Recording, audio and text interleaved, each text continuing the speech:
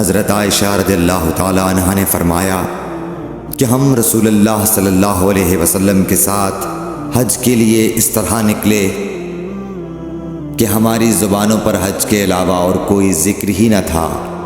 جب ہم مقام صرف پہنچے تو مجھے حیض آ گیا۔ اس غم سے میں رو رہی تھی کہ نبی صلی اللہ علیہ وسلم تشریف لائے۔ آپ نے پوچھا کیوں رو رہی ہو؟ میں نے کہا کاش میں اس سال حج کا ارادہ ہی نہ کرتی۔ آپ نے فرمایا شاید تمہیں حیض آ گیا ہے۔ میں نے کہا جی ہاں۔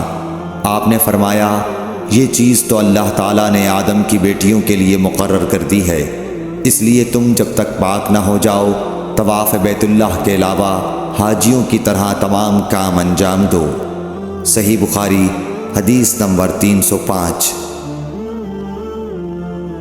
فاطمہ ابی حبیش کی بیٹی نے رسول کریم صلی اللہ علیہ وسلم سے کہا کہ یا رسول اللہ صلی اللہ علیہ وسلم، میں تو پاک ہی نہیں ہوتی، تو کیا میں نماز بالکل چھوڑ دوں؟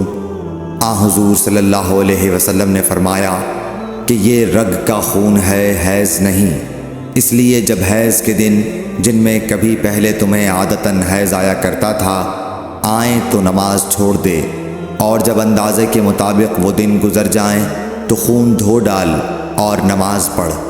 صحیح بخاری حدیث نمبر 306۔ ایک عورت نے رسول کریم صلی اللہ علیہ وسلم سے سوال کیا۔ اس نے پوچھا کہ یا رسول اللہ، آپ ایک ایسی عورت کے متعلق کیا فرماتے ہیں جس کے کپڑے پر حیض کا خون لگ گیا ہو؟ تو رسول اللہ صلی اللہ علیہ وسلم نے فرمایا کہ اگر کسی عورت کے کپڑے پر حیض کا خون لگ جائے تو چاہیے کہ اسے رگڑ ڈالے، اس کے بعد اسے پانی سے دھوئے، پھر اس کپڑے میں نماز پڑھ لے۔ صحیح بخاری حدیث نمبر 307۔